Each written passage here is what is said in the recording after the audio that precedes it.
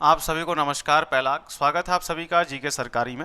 तो हम लोग आधुनिक भारत का यहाँ पर अध्ययन कर रहे थे, तो उसी के तहत आज यहाँ पर हम लोग देखेंगे बंगाल, यानी कि मुगल साम्राज्य के अधीन जो राज्य थे या प्रांत थे, उन्होंने मुगल साम्राज्य की अधीनता को स्वीकार करने से इनकार कर दिया होता है। तो उसी में से एक है बंगाल। तो यहाँ पर 1707 में औरंगजेब की मृत्यु हो जाती है और जो मुगल साम्राज्य है ताश के पत्तों की तरह ढह जाता है। और जो बंगाल का संस्थापक था मुर्शिद कुली खां, इसको औरंगजेब ने मुर्शिद कुली खां को औरंगजेब ने 1701 में बंगाल का सूबेदार नियुक्त किया। जैसे ही औरंगजेब की मृत्यु होती 1707 में, तो इसने खुद को स्वतंत्र घोषित कर दिया, यानी कि अपने आप को एक स्वतंत्रता के रूप में दिखाने लगा कि अब ये स्वतंत्र हो गया है। और जो इसके साथ साथ हम बात करें, इसी प्रकार अवध हो गया आपका, यह भी स्वतंत्र हो गया था, हैदराबाद था। और साथ ही साथ वे राज्य जो मुगल साम्राज्य के नियंत्रण में थे, लेकिन उन्होंने अब यानी औरंगजेब की मृत्यु के बाद मुगल साम्राज्य की अधीनता को स्वीकार करने से इनकार कर दिया। इसमें आपके जाट हैं,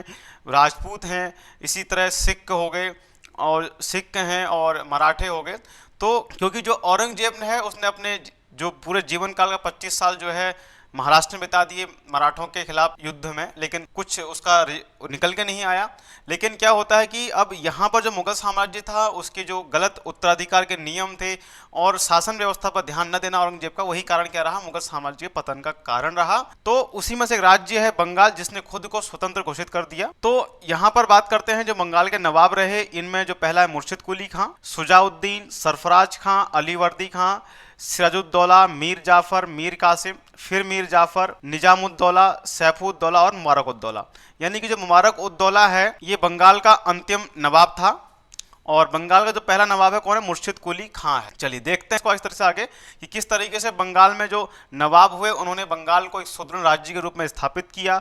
और फिर आते आते यानी कि प्लासी के युद्ध के आते आते बंगाल भी जो है एक तरीके से अंग्रेजों के अधीन आ गया। यानी कि प्लासी के युद्ध के बाद अंग्रेजों ने क्या किया, बंगाल में अपनी प्रभुसत्ता स्थापित कर डाली और बक्सर के युद्ध के बाद भारत में अपनी प्रभुसत्ता स्थापित करते हैं। तो भारत में अंग्रेजों ने सबसे पहले राजनीतिक सत्ता कहां हासिल करी, बंगाल में हासिल करी। और अंग्रेजों ने बंगाल में अपनी पहली कोठी सन 1651 ईस्वी में शाह शुजा की अनुमति से बनाई। और बंगाल के अंतर्गत बांग्लादेश, पश्चिम बंगाल, उड़ीसा और बिहार आते थे। ये वर्तमान के बांग्लादेश, पश्चिम बंगाल, उड़ीसा, बिहार आते थे। और मुगल साम्राज्य के अंतर्गत आने वाले प्रांतों में बंगाल सर्वाधिक संपन्न राज्य था। तो बात करें मुर्शिद कुली खां की, तो बंगाल का संस्थापक था ये कौन, मुर्शिद कुली खां। 1701 में मुर्शिद कुली खां को औरंगजेब ने बंगाल का सूबेदार बनाया। और 1707 में औरंगजेब की मृत्यु के बाद मुर्शिद कुली खां ने स्वयं को स्वतंत्र शासक घोषित कर दिया। और मुर्शिद कुली खां पहला शासक था जिसके नेतृत्व में बंगाल एक पूर्ण स्वतंत्र राज्य बन गया। यानी कि बंगाल का संस्थापक कौन हो गया, मुर्शिद कुली खां। और इसको 1701 में औरंगजेब ने बंगाल का सूबेदार नियुक्त किया। और 1707 में औरंगजेब की मृत्यु के बाद इसने खुद को क्या कर लिया, स्वतंत्र घोषित कर लिया। और इसके नेतृत्व में बंगाल एक पूर्ण स्वतंत्र राज्य बन गया। मुर्शिद कुली खां ने बंगाल की राजधानी, पहले बंगाल की राजधानी कहाँ हुआ करती, ढाका हुआ करती थी। तो इसने क्या काम किया, बंगाल की राजधानी को ढाका से हटाकर कहाँ स्थापित किया, मुर्शिदाबाद में स्थापित कर दिया। कहाँ पर, मुर्शिदाबाद में।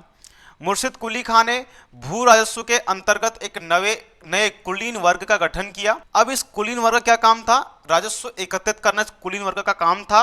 और जो ये एक तरीके से हम कहें इसको हम जमींदारी प्रथा या फिर इजारादारी प्रथा कह सकते हैं। इस कुलीन वर्ग के द्वारा जो कार्य किया जा रहा था उसको जमींदारी प्रथा या इजारादारी प्रथा कह सकते हैं। यानी कि अंग्रेजों पहले ही क्या किया, इसने मुर्शिद कुली खां के द्वारा क्या किया गया, एक कुलीन वर्ग का गठन किया। उसका क्या काम था, राजस्व को एकत्रित करना था। और जो ये कार्य कर रहा था कुलीन वर्ग से क्या कहा जा सकता है, जमींदारी प्रथा या इजारादारी प्रथा के नाम से हम इसको जानते हैं। मुर्शिद कुली खां ने किसानों को तकाबी ऋण भी प्रदान किए, लेकिन माल गुजारी की वसूली को कठोर कदम उठाए। यानी कि तकाबी ऋण तो दिए लेकिन जो माल गुजारी है उसको एकदम सख्ती से वसूली भी करी। अब बात करते हैं शुजाउद्दीन की। तो शुजाउद्दीन व सरफराज खां के समय बंगाल एक संपन्न राज्य बन गया, जिससे यूरोपियन कंपनियों ने बंगाल में अपनी व्यापारिक कोठी स्थापित करी। यानी कि शुजाउद्दीन और सरफराज खां, इन दोनों के समय क्या बन गया, बंगाल एक संपन्न राज्य बन जाता है। और इन्हीं के समय यहाँ पर यूरोपियन कंपनियों ने बंगाल में अपनी व्यापारिक कोठी स्थापित करी। शुजाउद्दीन ने अलीवर्दी खां को बिहार का सूबेदार नियुक्त किया। किसने, शुजाउद्दीन ने। किसको, अलीवर्दी खां को। और शुजाउद्दीन के काल को बंगाल का स्वर्ण काल कहा जाता है। यानी इसके द्वारा अलीवर्दी खां को क्या किया गया, बिहार का सूबेदार नियुक्त किया गया। अब बात करते हैं सरफराज खां की। तो इसके समय बिहार के सूबेदार अलीवर्दी खां ने विद्रोह कर दिया और 1740 में एक युद्ध होता है, गिरिया का युद्ध। इस युद्ध में इस अलीवर्दी खां ने क्या किया, सरफराज खां को हरा दिया और उसकी हत्या कर दी। तो गिरिया का युद्ध किसके बीच होता है, सरफराज खां और अलीवर्दी खां के द्वारा, और सरफराज खां को इसके द्वारा पराजित कर दिया गया और उसकी हत्या कर दी जाती, किसकी, सरफराज खां की। और स्वयं क्या बन गया, शासक बन गया बंगाल का, कौन, अलीवर्दी खां। अब बात करते हैं अलीवर्दी खां। तो अलीवर्दी खां बंगाल में क्या था, अंतिम शासक था बंगाल का जिसने यूरोपियन कंपनियों पर नियंत्रण बनाए रखा। यानी कि बाद के जो शासक होंगे उनके समय यूरोपियन जो कंपनियां हैं बंगाल में हस्तक्षेप करना शुरू कर देती, लेकिन इसने क्या किया, उन पर नियंत्रण बनाए रखा, किसने, अलीवर्दी खां ने। लेकिन मराठों ने इसको बहुत परेशान किया। तो अंततः एक मराठा सरदार है रघुजी, उन्होंने 1751 में इसने संधि कर ली, किससे, मराठा सरदार है रघुजी से। और इस संधि के द्वारा मराठों ने उड़ीसा प्रांत और 12 लाख रुपए की वार्षिक चौथ देने की बात स्वीकार कर ली। यानी मराठा अगर हम लोग अध्ययन करेंगे आगे चलकर तो हमको वहां पर चौथ और 2 कर थे इनके पास, सरदेश मुखी, ये 2 कर वसूलते थे मराठे, तो इनको हम पढ़ेंगे। तो चौथ 12 लाख रुपए चौथ देना बात ये स्वीकार कर लिया किसने, अलीवर्दी खां ने, और उड़ीसा प्रांत भी दे दिया गया। अलीवर्दी खां ने अंग्रेजों की कलकत्ता व फ्रांसीसियों की चंद्रनगर बस्ती की किलेबंदी करने के लिए मना किया कि एक चीज मत करो। अलीवर्दी खां ने ब्रिटिश कंपनी को, या फिर कह सकते हैं यूरोपियन कंपनियों की तुलना किससे करी, मधुमक्खी के छत्ते से करी। तो क्या कहा है ब्रिटिश कंपनी को या फिर यूरोपियन कंपनियों को, मधुमक्खी का छत्ता कहा है। और ये कहा कि जब तक इनको न छेड़ा जाए ये क्या देंगी, शहद देंगे, और जैसे ही इनको आप छेड़ेंगे तो ये काट काट कर मार डालेंगे। ये किसका स्टेटमेंट है, अलीवर्दी खां का। और ब्रिटिश कंपनी या यूरोपियन कंपनी की तुलना किससे करी इसने, मधुमक्खी के छत्ते से करी है। यानी कि यदि इनको हम न छेड़े तो हम क्या देंगे, शहद देंगे, और छेड़ेंगे तो काट काट कर मार डालेंगे। अब बात करते हैं सिराजुद्दौला की। तो इसके समय बंगाल में जो अंग्रेज हस्तक्षेप करना प्रारंभ कर देते हैं, और जो ये सिराजुद्दौला था ये अलीवर्दी खां की जो पुत्री थी उसका पुत्र था, अलीवर्दी खां की पुत्री का पुत्र था।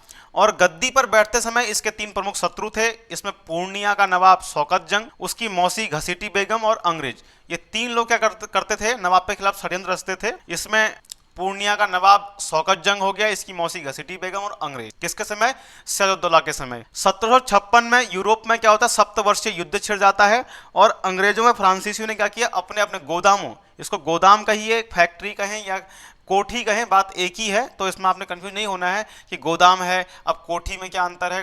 तो एक तरीके से किला था, उसी को गोदाम भी कहा गया, उसी को कोठी, उसी को फैक्ट्री कहा गया। तो जब यूरोप में सप्तवर्षीय युद्ध छिड़ जाता है तो अंग्रेज और फ्रांसीसी क्या करते हैं, अपने अपने गोदामों या किलों को क्या करते हैं, दुर्गीकृत करना शुरू कर देते हैं। तो जो अंग्रेजों ने कलकत्ता और फ्रांसीसियों ने चंद्रनगर की किलेबंदी प्रारंभ कर दी, तो नवाब के मना करने पर फ्रांसीसी मान जाते हैं, लेकिन अंग्रेज नहीं मानते हैं। वो फिर भी क्या कर रहे होते हैं, कलकत्ता की क्या कर रहे होते हैं, किलेबंदी कर रहे होते हैं। 4 जून 1756 को नवाब ने कासिम बाजा पर आक्रमण कर उस पर अधिकार कर लिया और 15 जून को कलकत्ता पर आक्रमण किया। 5 दिनों के बाद 20 जून 1756 को फोर्ट विलियम पर इसके द्वारा अधिकार कर लिया जाता है।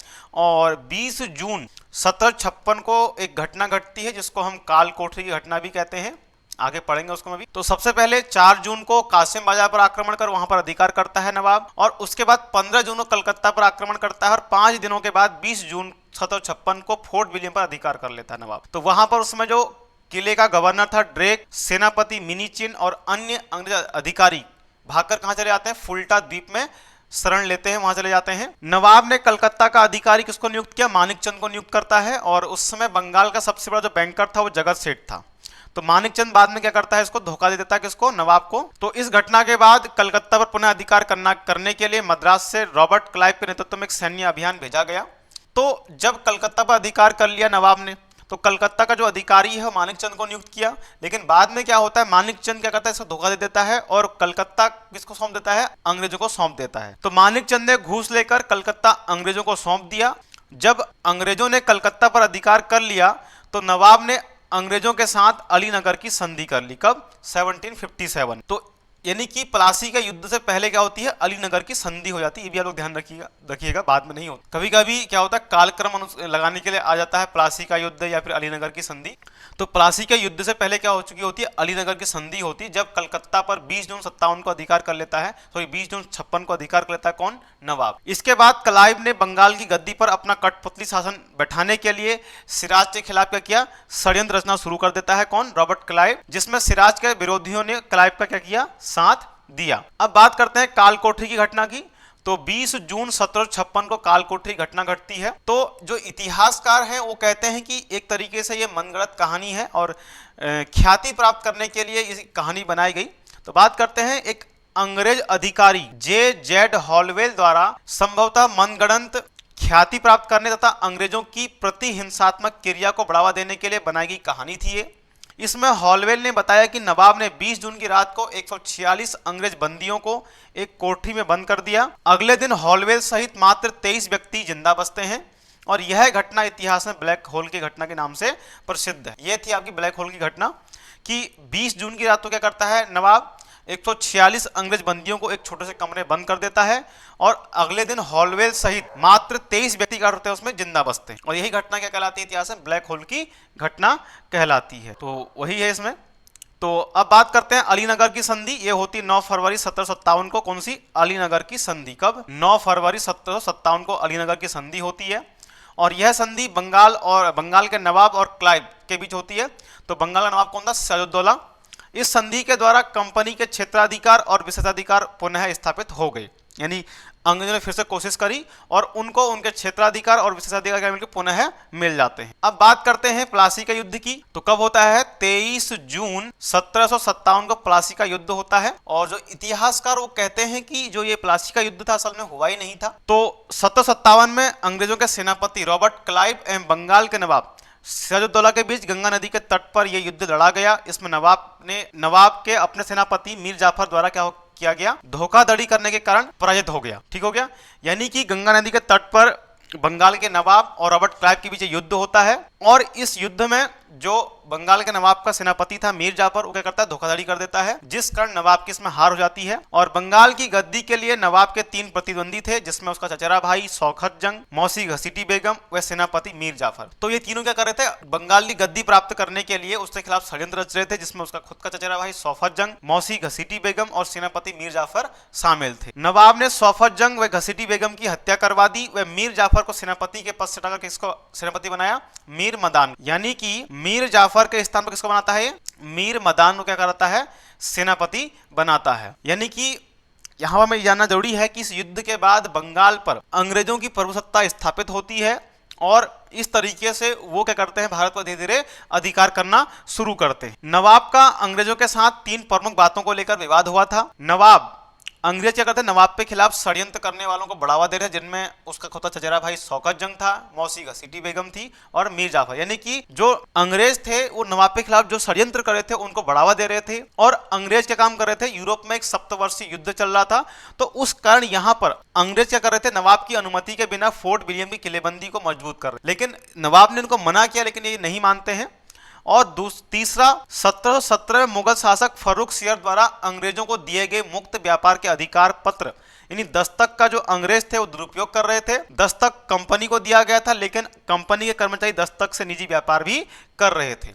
यानी कि फर्रुख सियर के द्वारा 1717 में क्या होता है? एक सुनहरा फरमान जारी किया जाता है। इसको हम क्या बोलते हैं? दस्तक बोलते हैं। यानी कि इससे कहते हैं कंपनी फ्री ट्रेड कर सकती। लेकिन यहां पर क्या था कि जो अंग्रेज अधिकारी थे वो इसका दुरुपयोग कर रहे हैं। यानी कंपनी तो कर ही रही है इसका उपयोग, लेकिन जो कर्मचारी और निजी व्यापार के लिए भी इस दस्तक यानी सुनहरे फरमान का प्रयोग कर रहे थे। इस युद्ध में अंग्रेजों की विजय होती है और अंग्रेजों ने बंगाल पर अधिकार कर लिया। और नवाब की जो हार का कारण कौन था? यहाँ पर मीर जाफर था। इसने धोखा दिया किसको? नवाब को, और रॉबर्ट क्लाइव के साथ मिल जाता है। नवाब की हत्या मीर जाफर के पुत्र मीरान के द्वारा कर दी जाती है और मीर जाफर की सेना ने युद्ध में भाग नहीं लिया था। मीर जाफर ने रॉबर्ट क्लाइव से क्या कर ली थी? गुप्त संधि कर रखी थी। इस कारण मीर जाफर को रॉबर्ट क्लाइव का गधा या गीदड़ कहा जाता है। किसको? मीर जाफर को, यानी कि दूसरे की फेंकी हड्डियों पर जीने वाला। यानी मीर जाफर को रॉबर्ट क्लाइव का गधा या गीदड़ कहा जाता है। और इस प्लासी के युद्ध के बाद बंगाल में क्या होता है? अंग्रेजी साम्राज्य क्या होती? नींव पड़ जाती है यहां पर से। यानी कि यहां पर अंग्रेजों की क्या हो जाती है? प्रभु सत्ता स्थापित हो जाती है। कह सकते हैं कि यहां पर तो अंग्रेजों ने धोखे से अधिकार किया, लेकिन हम आगे चलकर देखेंगे बक्सर के युद्ध में क्या होता है कि हमको वहां पर अंग्रेजों की योग्यता देखने को मिलेगी कि भारतीय किस तरीके से युद्ध लड़ रहे हैं और अंग्रेज किस तरीके से लड़ रहे हैं। यानी बक्सर के युद्ध में 1 लाख सैनिक थे भारतीयों के पास और 10,000 के सैनिक किसके पास थे? अंग्रेजों के पास में। इस युद्ध में विजय के परिणाम के स्वरूप ही रॉबर्ट क्लाइव को बंगाल का गवर्नर बना दिया गया, यानी बंगाल का प्रथम गवर्नर कौन बना? Robert Clive. और हिंदू मुस्लिम वैमनस्य का प्रारंभ यहीं से होता है इस युद्ध के बाद, जिसे अंग्रेजों ने क्या किया? प्रोत्साहित कर बांटो और राज्य करो की नीति का सूत्रपात किया। यहीं से शुरू होता है क्या? बांटो और राज करो की नीति की शुरुआत कहां से होती है? प्लासी के युद्ध के बाद। अब बात करते हैं मीर जाफर। तो प्लासी की सफलता के बाद अंग्रेजों ने मीर जाफर को बंगाल का नवाब नियुक्त कर दिया और मीर जाफर ने अंग्रेजों को 24 परगने क्या कर दी? जमींदारी प्रदान कर दी। यानी कि ये क्या करने लगे? मीर जाफर से अधिक रिश्वत या उपहार की मांग करने लगे कि और हमको पैसा दो। 1760 में क्लाइव इंग्लैंड चला गया और उसके स्थान पर हॉलवेल को अस्थायी गवर्नर बनाया गया। जो हॉलवेल वही व्यक्ति जिसने हमको ब्लैक होल की जानकारी दी थी। कुछ समय बाद वेंसीटाट को बंगाल का स्थायी गवर्नर नियुक्त किया गया। किसको? वेंसीटाट को। वेंसीटाट ने क्या काम किया? 1760 में मीर जाफर को हटाकर उसके दामाद मीर कासिम को बंगाल का नवाब बना दिया गया। यानी कि मीर जाफर अंग्रेजों की जो मांगे थी उनको पूरी नहीं कर पा रहा था, इस कारण वेंसीटाट ने क्या काम किया? उसको हटाकर उसके दामाद मीर कासिम को क्या कर दिया? बंगाल का नवाब नियुक्त कर दिया। अब बात करते हैं मीर कासिम की। तो इसने अपनी राजधानी, यानी यह भी अंग्रेजों से तंग था, तो इसने अपनी राजधानी क्या की? मुर्शिदाबाद से हटाकर कहां स्थापित कर दी? मुंगेर में। कहां से हटाई? मुर्शिदाबाद से हटाई और कहां लेके गया? मुंगेर। मुंगेर कहां है? बिहार में। और वहां पर इसने क्या काम किया? मुंगेर में तोपों में बंदूकों के निर्माण हेतु कारखाना स्थापित करता है। कौन? मीर कासिम। इसने अंग्रेजों के द्वारा दस्तक के दुरुपयोग को रोकने के लिए बंगाल में आंतरिक व्यापार से सभी शुल्कों को समाप्त कर दिया। इसने एक बड़ा काम यह किया कि जो अंग्रेज थे वो जो फर्रुख सियर द्वारा 1717 में जो गोल्डन फरमान यानी सुनहरा फरमान जारी किया गया था, उसको हम दस्तक कहते हैं, उसके दुरुपयोग को रोकने के लिए क्या किया? जो बंगाल में आंतरिक व्यापार था वहां पर सभी शुल्कों को समाप्त कर दिया, यानी फ्री ट्रेड घोषित कर दिया। इसने नए कर अबवाब यानी कि ऊपरी कर लगाए, पुराने करों पर 3/32 भाग लेना स्वीकार किया और अधिकारियों द्वारा बजट के रूप में एक और खिजरी जमा भी वसूल किया। यानी कि एक तो अबवाब, दूसरा खिजरी जमा भी इसने क्या किया? वसूल। अब बात करते हैं मीर कासिम की अगली बार फिर से। तो अंग्रेजों ने 1763 में मीर कासिम को हटाकर मीर जाफर को फिर से नवाब बना दिया। यानी कि अब मीर कासिम के ससुर को, जो मीर जाफर था, उसको फिर से नवाब बना दिया। परिणाम स्वरूप क्या होता है? पर मीर कासिम ने अंग्रेजों के खिलाफ क्या किया? एक सैन्य गठबंधन का निर्माण किया, जिसमें कासिम के अतिरिक्त 2 अन्य सेनापति मुगल बादशाह शाह आलम द्वितीय और अवध का नवाब कौन था? शुजा-उद-दौला था। यानी कि इसने एक गठबंधन का निर्माण किया। इसमें एक तो एक खुद शामिल था मीर कासिम, दूसरा इसमें शाह आलम द्वितीय मुगल बादशाह हो गया, तीसरा इसमें शुजा-उद-दौला बंगाल का अवध का नवाब। ये इन तीनों ने एक सैन्य गठबंधन का निर्माण किया। और एक तरफ थे कौन? अंग्रेज। इनके पास 10,000 सैनिक थे और इनके पास लगभग आपकी 1 लाख सैनिक थे। कितने? 1 लाख सैनिक थे। फिर भी क्या होता है? बक्सर के युद्ध में ये त्रिपक्षीय जो गठबंधन था ये हार जाता है। क्यों? यहां पर अंग्रेजों के द्वारा अपनी योग्यता का परिचय दिया गया। एक बार हम कह सकते हैं कि प्लासी के युद्ध में इन्होंने धोखा दिया, लेकिन बक्सर के युद्ध में इनकी योग्यता हमको देखने को मिली कि किस तरीके से, किस रणनीति के माध्यम से बक्सर का युद्ध लड़ा गया होगा। लेकिन यहाँ पर जो भारतीय सैनिक थे इनके पास त्रिपक्षीय गुट में कोई नीति रणनीति न होने के कारण क्या हो गए? छितर बितर हो गए और युद्ध हार जाते हैं। अब बात करते हैं मीर जाफर की। तो मीर कासिम को हटाने के बाद पुनः मीर जाफर बंगाल का नवाब बनता है और इसके समय ही क्या होता है? बक्सर का युद्ध होता है। यह भी ध्यान रखना है जिस समय बक्सर का युद्ध होगा उस समय मीर कासिम गद्दी पर नहीं था। तो बक्सर कहाँ है? पटना में है। तो बक्सर का युद्ध कब होता है? 22 अक्टूबर 1764 को क्या होता है? बक्सर का युद्ध होता है। तो बक्सर का युद्ध 1764 में अंग्रेजों एवं मीर कासिम, अवध के नवाब शुजा-उद-दौला एवं मुगल सम्राट शाह आलम द्वितीय के बीच होता है। इस युद्ध में अंग्रेज विजयी होते हैं और इस युद्ध में अंग्रेज सेनापति कौन था? हेक्टर मुनरो क्या था? यहाँ पर अंग्रेज सेनापति था। 5 जनवरी 1756 को मीर जाफर की मृत्यु हो जाती है। तो युद्ध के बाद 1765 में रॉबर्ट क्लाइव दूसरी बार बंगाल का गवर्नर बनकर लौटता है और बक्सर की विजय के बाद ही भारत में वास्तविक रूप से क्या होता है? ब्रिटिश प्रभुसत्ता स्थापित हो गई। यानी बक्सर के युद्ध ने यह दिखा दिया कि जो मुगल साम्राज्य है वो क्या है? कमजोर है और उनकी कमजोरियों का फायदा उठा क्या कर सकते हैं हम लोग? भारत पर अधिकार कर सकते हैं। मीर जाफर की मृत्यु के बाद मीर जाफर की मृत्यु क्लाइव के आने से पहले हो गई थी और उसके बेटे नजमु-उद-दौला को अंग्रेजों ने बंगाल की गद्दी पर बिठाकर उसके साथ क्या संधि कर ली। यहां भी यह भी ध्यान रखना है, यहां पर बक्सर के युद्ध का क्या होता है? 1765 में इलाहाबाद की संधि होती। कौन कौन सी? एक होगी 12 अगस्त को और दूसरी होगी 16 अगस्त। पहली होती है किसके साथ में, मुगल सम्राट के साथ होगी, और दूसरी जो है अवध के नवाब के साथ की जाती है इलाहाबाद की संधि। और कब होती थी दोनों संधियां, ये 1765 में होती हैं। तो बात करते हैं नवाब की सेना क्या करती है, यहाँ प्राय भंग कर दी जाती है और बंगाल में एक नायब सूबेदार का प्रावधान किया जाता है। तो बंगाल जो नवाब की सेना थी उसको भंग कर दिया गया और वहां पर बंगाल में एक नायब सूबेदार का प्रावधान किया जाता है और इसकी नियुक्ति कंपनी करती थी। और मोहम्मद रजा खां बंगाल का पहला व अंतिम नायब सूबेदार था। कौन, मोहम्मद रजा खां। अब बात करते हैं इलाहाबाद की प्रथम संधि की, ये 12 अगस्त 1765 को होती है। तो क्लाइव ने 1765 में दो संधियां, एक मुगल शासक शाह आलम द्वितीय व दूसरी अवध के नवाब के साथ इलाहाबाद की संधि की। इस संधि के तहत शाह आलम द्वितीय ने फरमान के जरिए बंगाल, बिहार एवं उड़ीसा की दीवानी किसको दे दी, कंपनी को दे दी। किसकी, बंगाल, बिहार एवं उड़ीसा की दीवानी किसको दे दी गई, कंपनी को दे दी गई। बदले में नवाब मुगल बादशाह को 26 लाख रुपए की क्या दी गई, पेंशन दी गई यहाँ पर। तो दिल्ली के सम्राट को अवध के नवाब से क्या मिल गए, कड़ा और इलाहाबाद के जिले मिल जाते हैं। और इस संधि में मुगल बादशाह द्वितीय के लिए 26 लाख रुपए पेंशन की व्यवस्था कर दी जाती है और बंगाल, बिहार, उड़ीसा के क्या कर ली गई, दीवानी छीन ली गई। और इस संधि के तहत अंग्रेजों को उत्तरी सरकार क्या मिलती है, जागीर मिल जाती है। अब बात करते हैं इलाहाबाद की दूसरी संधि की, ये 16 अगस्त 1765 को होती है और यह संधि अवध के नवाब और अंग्रेजों के मध्य हुई। तो कौन कर रहा था अंग्रेजों की ओर से, यहाँ पर रॉबर्ट क्लाइव यहाँ पर संधि कर रहा होता है। अवध का राज्य यानी कड़ा और इलाहाबाद जो मुगल सम्राट को दे दिए गए थे, उनको छोड़कर जो शेष अवध का हिस्सा बचता है वो नवाब को वापस कर दिया जाता है। कंपनी को 50 लाख रुपए तथा चुनार का दुर्ग अवध से प्राप्त हो गए और अवध की सुरक्षा हेतु नवाब के खर्च पर एक अंग्रेजी सेना कहाँ रख दी गई, अवध में रख दी गई। यानी कि अवध को इन्होंने बनाए रखा। क्यों, क्योंकि एक बफर स्टेट की तरह काम करता था कौन, अवध। अवध के एक तरफ था अंग्रेजी राज्य और एक तरफ था मराठा राज्य, यानी कि अंग्रेजी राज्य की सुरक्षा के लिए क्या कर दिया गया, अवध को बनाए रखा गया और वहां पर नवाब पे खर्च पर क्या किया गया, एक अंग्रेजी सेना क्या कर दी गई, अवध में रख दी जाती है। अब बात करते हैं बंगाल में द्वैत शासन की। तो यह एक ऐसी व्यवस्था थी जिसमें अधिकार एवं उत्तरदायित्व दोनों को अलग कर दिया गया। इसी को द्वैत शासन या फिर इसको हम दोहरा शासन भी कहते हैं। क्या कहते हैं इसको, दोहरा शासन कहते हैं। और इसके हम जनक की बात करें द्वैत शासन की तो कौन था, लियोनस कार्टियस था। और 1765 से 1772 तक बंगाल में द्वैत शासन लगा रहा और इसकी शुरुआत कौन करता है द्वैत शासन की, तो रॉबर्ट क्लाइव यहाँ पर क्या करता है, द्वैत शासन की शुरुआत करता है।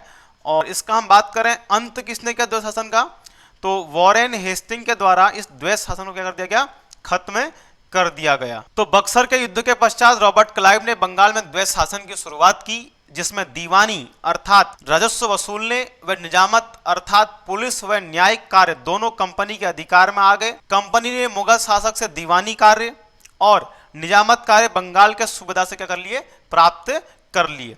यानी कि दो तरह के कार्य थे, एक दीवानी कार्य था और दूसरा निजामत का कार्य था। इसे द्वैत शासन इसलिए कहा गया क्योंकि प्रशासनिक दायित्व तो बंगाल के नवाब पर था, जबकि राजस्व वसूली का दायित्व ब्रिटिश ईस्ट इंडिया कंपनी के पास था। यानी कि जो मेन काम है वो तो उन्होंने अपने पास रख लिया, जहां से इनको रेवेन्यू कलेक्ट हो रहा है, लेकिन जो प्रशासन संबंधी काम है वो बंगाल के नवाब पर ही छोड़ दिया गया। रॉबर्ट क्लाइव ने दीवानी का भार बंगाल में मोहम्मद रजा खां एवं बिहार में राजा सिताब राय नामक दो भारतीय अधिकारियों को सौंपा। और यहाँ पर एक चीज और नोट कर लीजिएगा, उड़ीसा में यहाँ पर दुर्लभ राय को दीवानी का कार्य सौंपा गया था। कहां पर, उड़ीसा के अंदर। बिहार में कौन था, राजा सिताब राय हो गया और बंगाल में मोहम्मद रजा खां हो गए। ये तीन व्यक्ति हैं, इनको क्या दिया गया, दीवानी का कार्य सौंपा गया। उड़ीसा में दुर्लभ राय, बंगाल में मोहम्मद रजा खां और बिहार में राजा सिताब राय। 1772 में वॉरेन हेस्टिंग ने बंगाल से द्वैत शासन को समाप्त कर दिया और क्लाइव ने उपहार लेने बंद कर दिया तथा कंपनी के अधिकारियों के निजी व्यापार पर रोक लगा दी।